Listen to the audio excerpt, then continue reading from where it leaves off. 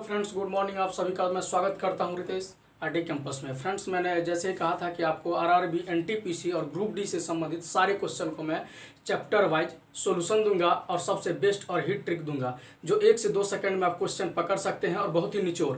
ये नहीं कि इतने सारे टॉपिक पढ़ने से, मैथ्स में बहुत ही ज़्यादा टॉपिक है लेकिन बहुत ही कम सिलेबसों में उसको अरेंज किया जा सकता है, बहुत ही कम टॉपिक वाइज अरेंज किया जा सकता है। तो आज मैं उस क्वेश्चन को लेकर आया हूँ जहाँ से क्वेश्चन आरआरबी, एनटीपीसी और ग्रुप डी उठाया था। और अच्छा लगे, हमारा ट्रिक अच्छा लगे फ्रेंड्स, तो कमेंट और लाइक करना ना भूलिएगा। और अच्छे पूरे वीडियो को लास्ट तक देखिए और अच्छा लगे तब चैनल को सब्सक्राइब कीजिएगा। देखिए क्या है क्लास भाज्य संख्या। भाज्य संख्या वह संख्या कहलाती है जो एक से या किसी अन्य संख्याओं से डिवाइड हो, वो क्या कहलाता है? भाज्य संख्या है। एक से भी और स्वयं से भी और किसी अन्य संख्या से भी जो कट जाए वो भाज्य संख्या है। जैसे एसएससी एमटीएस जो क्वेश्चन पूछा था भाज्य संख्या से संबंधित, और रेलवे भी एनटीपीसी जो क्वेश्चन पूछा था भाज्य संख्या से संबंधित, क्या है क्वेश्चन देखिए। क्वेश्चन ये था, कहता है कि 12 की कितनी भाज्य संख्या है, 12 की कितनी भाज्य संख्या है। तब आप ये छोटी है तो आप पकड़ सकते हैं कि हाँ इसकी 4 हो सकते हैं, 5 हो सकते हैं, 6 हो सकते हैं।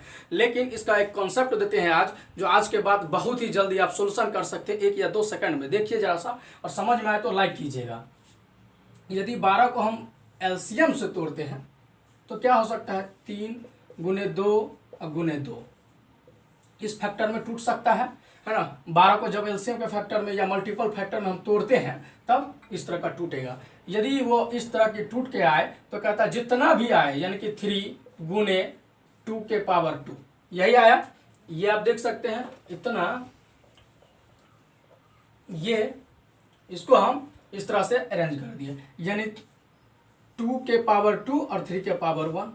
अब हम क्या कहते हैं, जो भी आता है, जो भी आपके क्वेश्चन में आता है सॉल्यूशन ये करने से, यानी कि मल्टीपल उसको करने से, उसके जितने भी पावर आते हैं उस पावर में 1 बढ़ा करके मल्टीपल कर दीजिए, आपका आंसर दे देगा। अभी हम चेक करके भी दिखाएंगे आपको क्यों ऐसा होता है और कैसे ये ट्रिक सेट है। देखिए, जैसे 3 के पावर 1 है तो यहाँ पर हमने क्या कहा, 1 अधिक करके लिखना है, तो 1 है तो क्या होगा? 2 होगा। देखिए ये 2 हो जाएगा, और ये 2 के पावर 2 है, यानी कि ये 2 है तो इसको क्या लिखेंगे हम? 3 लिखेंगे। तो इसको 3 लिख दीजिए, यानी कि 12 की कितनी भाज्य संख्याएं हैं? तो 6 भाज्य संख्याएं हैं। लेकिन एसएससी एमटीएस जो क्वेश्चन पूछा था उसमें 72 का पूछा था, दिखा देते हैं आपको। उसमें भी हम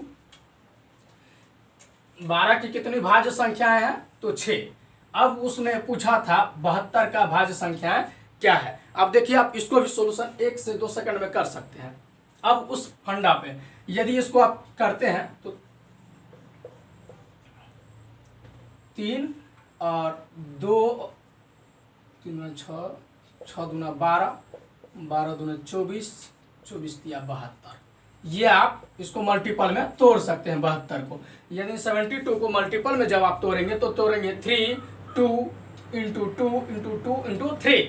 देखिए अब क्या हो जाएगा, यदि इस 3 को एक जगह कर लीजिए, यानी कि 3 के पावर 2 गुने 2 के पावर 3। हमने क्या कहा था, जितना भी पावर आएगा उस पावर में 1 बढ़ा करके नोट करना है, मल्टीपल कर देना है। जैसे देख सकते हैं आप, यानी कि 2 आया तो इसको 3 कर दीजिए, और 3 आया तो इसको 4 कर दीजिए। यानी कि कैसे, यानी कि 72 का कितनी भाज्य संख्या, यानी 72 की कितनी भाज्य संख्या है क्वेश्चन में पूछा था। तो अब आप बोल सकते हैं कितनी है? 12। फ्रेंड्स, समझ में आया हो तो लाइक करना ना भूलिएगा। 1 से 2 सेकंड में सॉल्व हो जाएगा। आइए दिखाते हैं आपको कैसे। ये फंडा भी हम बता देते हैं ताकि आप भूलेंगे भी तो आप कर सकते हैं। देखिए, यदि 12 का चेक करते हैं कैसे। 6 ऐसी संख्याएं हैं जो 12 को डिवाइड करती है। देखिए कौन कौन हो सकता है। 1 हो सकता है, 2 हो सकता है, 3 हो सकता है, 4 हो सकता है, 6 हो सकता है, और खुद 12 यानी कि 12 भी हो सकते हैं। तो अब आप बोल सकते हैं कि सही है ट्रिक की नहीं। देख सकते हैं, यानी कि 12 की भाज्य संख्याएं कौन कौन है? 1 है, 2 है, 3 है, 4 है, 6 है और 12 है। इसी तरह 72 का भी होगा, आप कैलकुलेट कर सकते हैं। आइए अब हम दूसरा दिखाते हैं। भाज्य से संबंधित यही एक क्वेश्चन था जो 1 मार्क्स का क्वेश्चन कंफर्म है, और मैं उम्मीद करता हूं कि आपको समझ में आ गया होगा। आइए दिखाते हैं। अब अभाज्य संख्या, अभाज्य संख्या, अभाज्य संख्या। अभाज्य संख्या क्या है?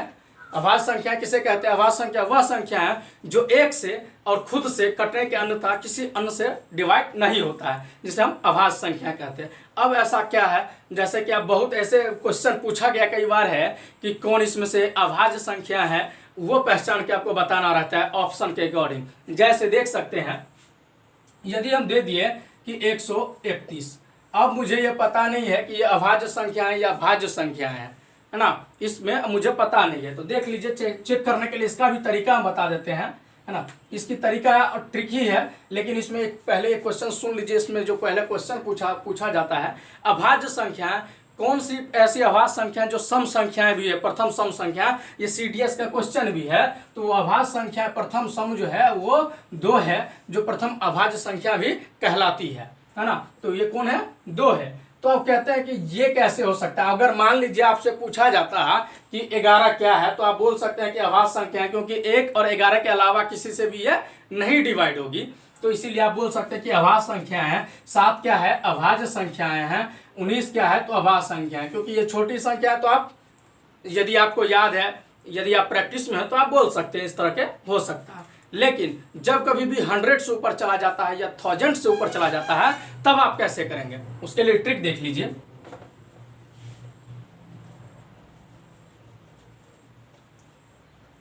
ये अब चेक करना है आपको 131 जो है भाज्य संख्या है या अभाज्य संख्या है ना।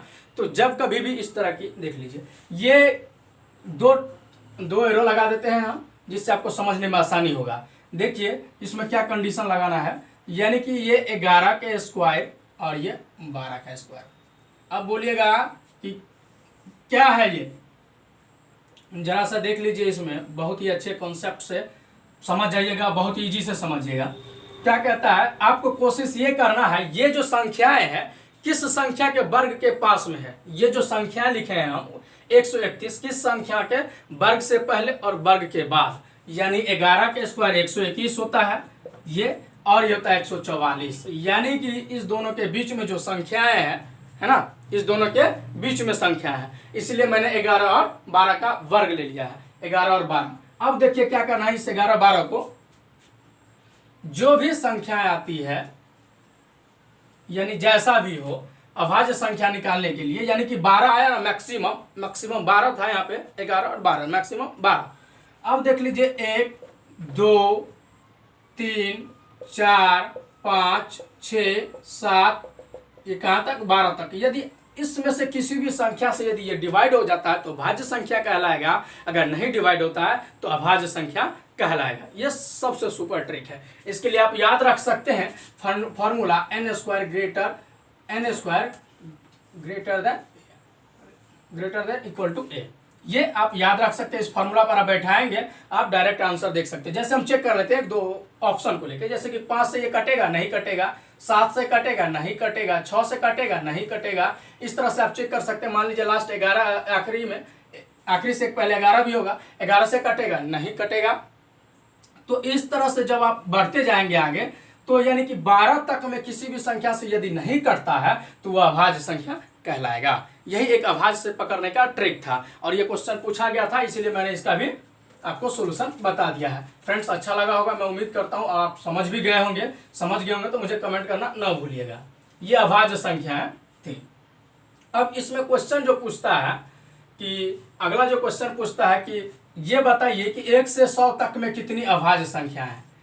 तब आप डायरेक्ट बोलेंगे कितनी अभाज्य संख्या है? 25। 1 से 100 तक में कितनी अभाज्य संख्या है? 25। कभी कभी ये भी पूछ लेता है 1 से 50 तक में कितनी अभाज्य संख्याएं हैं। तब आप बोल सकते हैं कि कितनी है? 15। कितनी है? 1 से 50 तक में 15 अभाज्य संख्याएं। ये अभाज्य संख्या का इस तरह से क्वेश्चन भी पूछा गया है। 1 से 100 तक में कितनी अभाज्य संख्या है, कई जगह के एग्जामों में, कई मैथ्स एग्जामों में क्वेश्चन पूछा गया है, इसलिए मैंने बता दिया है।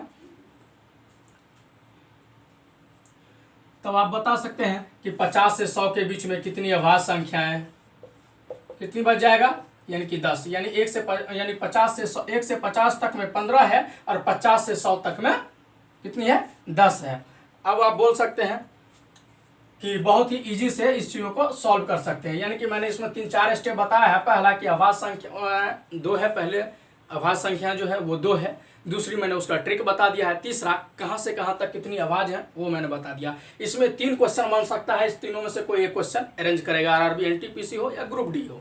देखिए अगला भी हम बताते हैं आपको।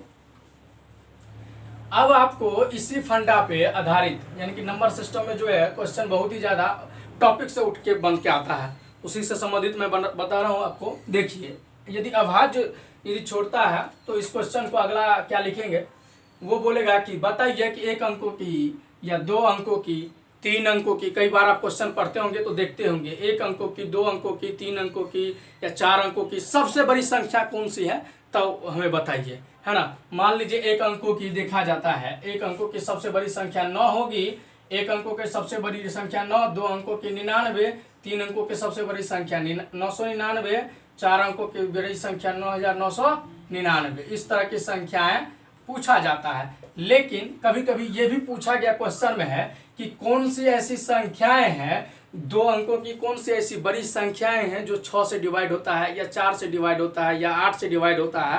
तब आप सीधा सीधी इस क्वेश्चन को मान लीजिए कि 2 अंकों की ऐसी, क्वेश्चन ही बताते हैं, 2 अंकों की ऐसी सबसे बड़ी संख्या कौन सी है जो 6 से डिवाइड होता है। तो देखिए इस 99 में 6 से भाग दे सकते हैं आप चाहे तो, या ऐसे तो मुझे याद ही है 16 छक 96 प्लस 3, यानी कि ये 3 रिमाइनिंग बच जाएगा, है ना। तो आप बोल सकते हैं कि सबसे बड़ी 2 अंकों की सबसे बड़ी संख्या जो 6 से डिवाइड होगी वो कौन सी होगी, 96। कौन सी संख्या होगी, 96। इस तरह की क्वेश्चन भी पूछा गया है। तो मैं उम्मीद करता हूँ ये भी आपको समझ में आ गया होगा। आइए दिखाते हैं एक और क्वेश्चन इससे संबंधित। अब आप कई बार ये क्वेश्चन पूछा जाता है कि प्राकृतिक संख्याओं का योग बताइए, यानी कि एन से यानी कि प्राकृतिक संख्याओं का योग क्या होगा। सीधे प्राकृतिक लिख देगा, प्राकृतिक संख्याओं का योग क्या होगा। प्राकृतिक संख्या जैसे 1, 2, 3, 4, इन संख्याओं का योग क्या होगा। तब आप क्या लिखेंगे, n/n+1/2।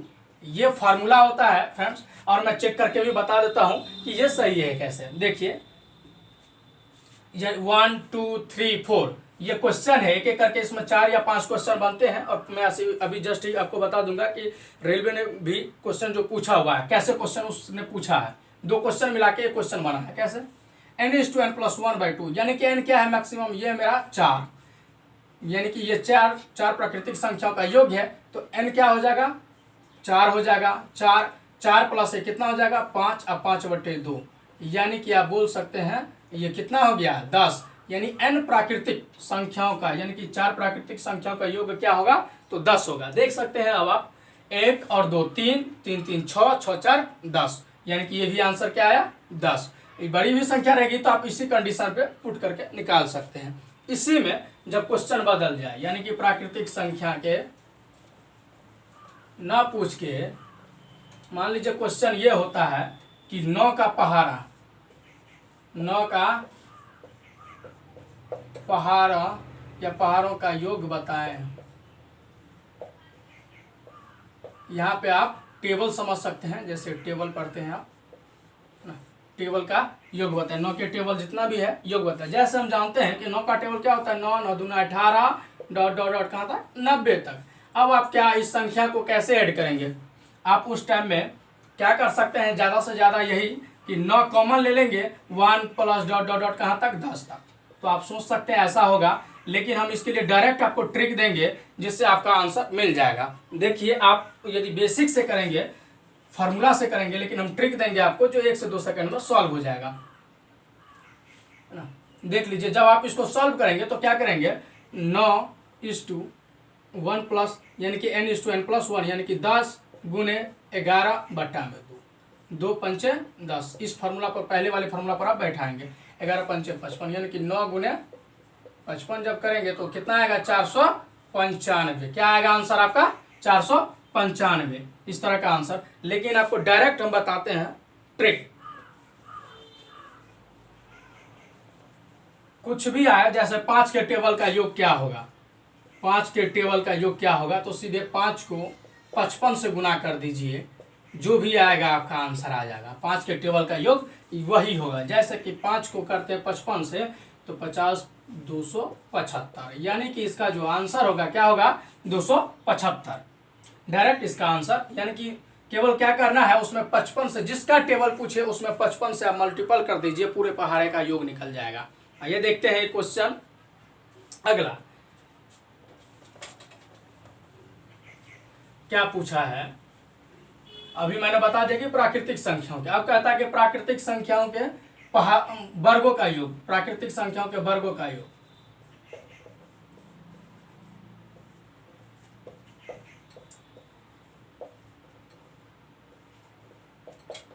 वर्गों का योग क्या होगा, n प्राकृतिक संख्या के वर्गों का योग क्या होगा। तो क्या हो जाएगा n is to n plus 1 is to 2n+1 upon में 6, ये हो जाएगा इसके लिए फॉर्मूला। अब आप जैसे देख सकते हैं, यानी कि हम 1 स्क्वायर 2 के स्क्वायर और 3 का स्क्वायर लेते हैं। ये मानते हैं कि मेरे पास प्राकृतिक संख्या है। तो कितनी है प्राकृतिक संख्या है 3 है, तो आप इस फॉर्मूला पर पुट कर दीजिए। 3 गुने क्या हो जाएगा 4 गुने क्या हो जाएगा 3 दूना 6 1 7 अब बट्टे में 6, है ना। तो आप बोल सकते हैं 3 दूना 6 2 दूना, यानी 2 सत्ते 14, यानी कि इस प्राकृतिक संख्याओं के वर्गों का योग क्या आया 14। अब देख सकते हैं, अब इसको हम चेक भी कर लेते हैं क्या ये सही है या नहीं है। देखिए 3 का स्क्वायर क्या हो जाएगा 9, 2 का स्क्वायर क्या हो जाएगा 4 और 1 का स्क्वायर क्या हो जाएगा 1, यानी कि इसका भी योग क्या होगा 14। तो ये भी आंसर आपका सही है। तो आप देख सकते हैं, यानी n प्राकृतिक संख्या के वर्गों का योग क्या हो जाएगा n is to n+1 to n+1 upon में 6। मैं उम्मीद करता हूँ आपको क्लास समझ में आ रहा होगा। लास्ट तक देखिएगा, मजा आ जाएगा। नंबर सिस्टम में जितने भी क्वेश्चन पूछे गए हैं पूरे डॉट क्लियर हो जाएंगे आज आपको केवल इस वीडियो में। आइए अगला क्वेश्चन भी हम बता देते हैं आपको क्या है, तब हम बताएंगे। जो रेलवे पूछा हुआ क्वेश्चन है, कहता है n प्राकृतिक संख्या के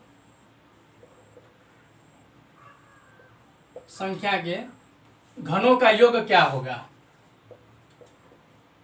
घनों का योग, जब इस तरह से क्वेश्चन पूछता है तब आप क्या करते हैं n is to n+1 upon में 2 का होल स्क्वायर डायरेक्ट। जैसे देख सकते हैं n प्राकृतिक संख्या के घनों का योग, मान लेते हैं कि 1 का क्यू 2 का क्यू और 3 का क्यू।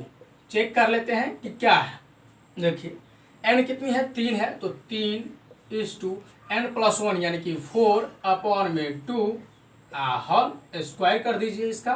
तो क्या हो जाएगा जब आप करेंगे इसको तो 2 से 2 कैंसिल, यानी कि कितना हो गया 3 दूना 6, 6 का स्क्वायर कितना होता है 36। तो आपका आंसर क्या हो जाएगा 36।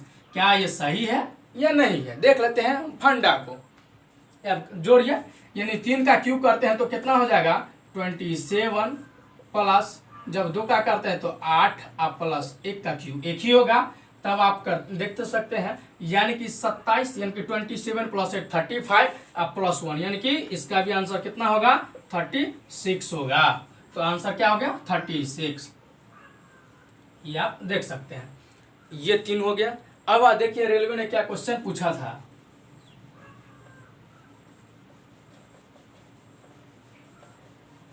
उसमें भी हम ट्रिक देंगे उस क्वेश्चन पे।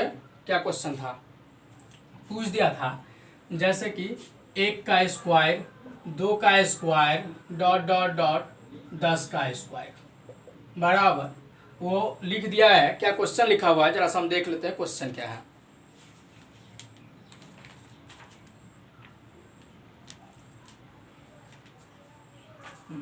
सॉरी, एक स्क्वायर में नहीं, इसको क्यू में अरेंज कर दीजिए। क्यू में, हाँ, 1 का क्यूब प्लस 2 का cube plus dot dot dot 10 का क्यूब, है ना। तो इसको इसका वैल्यू हो जाएगा 325, है ना। तब हमसे पूछा है क्वेश्चन में कि 2 का क्यूब 4 का क्यूब डॉट डॉट 20 का क्यूब क्या होगा, है ना। तो देखिए बहुत ही आसान तरीका से इसमें देखिए क्या कॉन्सेप्ट है। जब हम आप इसको करेंगे तो कितना टफ हो जाएगा अकॉर्डिंग टू फार्मूला, लेकिन ट्रिक से देखिए 1 सेकेंड में लगेगा सॉल्व करने में। ये 1 का क्यूब क्या होता है 1 होता है और 2 का क्यूब क्या होता है 8 होता है, यानी कि पहले वाले से 8 गुना है ये पहले वाले, यानी कि ये जो इक्वेशन मेरे पास फर्स्ट दिया हुआ है ये इससे 8 गुना है कौन, इक्वेशन सेकंड। तो पहले वाले को यानी कि जो इसका रिजल्ट आता है देख लेते हैं। इसका रिजल्ट दिया हुआ है क्या 325। तो इसको अभी आप 8 से यानी ये इसको 8 का अधिक है मल्टीपल, तो इसमें भी आप 8 से गुना कर दीजिए, जो होगा आंसर अतिरिक्त 24 यानी 24,200। इस तरह का आपका आंसर आएगा। इस तरह के क्वेश्चन को भी पूछा था, यानी कि पहले फार्मूला दूसरे फार्मूला, तो दोनों को मिला दिया, क्वेश्चन बन गया नया। आइए देखते हैं अगला क्वेश्चन भी हम देखते हैं।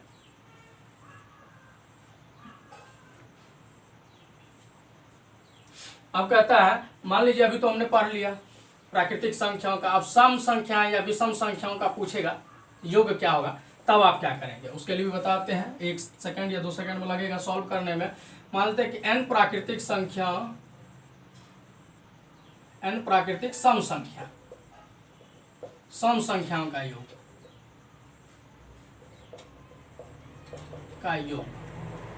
है ना, n प्राकृतिक सम संख्याओं का योग क्या हो जाएगा n/n+1। जैसे देख लेते हैं, यानी कि हम बोलते हैं कि 4 प्राकृतिक सम संख्याओं का योग क्या होगा। तो आप देख सकते हैं 2, 4, 6 और 8, यही होगा 4 प्राकृतिक सम संख्या है। यदि इसका योग पूछते हैं तो क्या हो जाएगा n/n+1, या इसको आप तरीके से इसमें बैठाइए n/n, यानी कि कितने 4 प्राकृतिक 4/5, कितना हो जाएगा 20 प्राकृतिक संख्याओं का योग हो गया ये।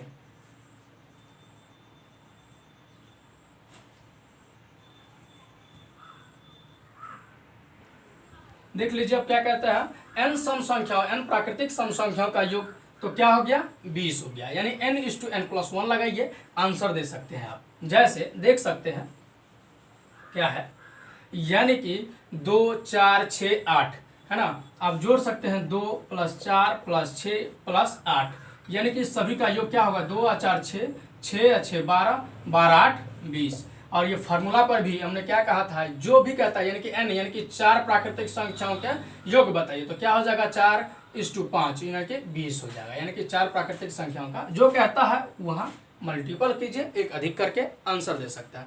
ये तो था सम संख्याओं का ना। यदि विषम संख्याओं का पूछता तब कैसे करेंगे, देखिए विषम संख्याओं के लिए भी ट्रिक हम दिखाते हैं आपको।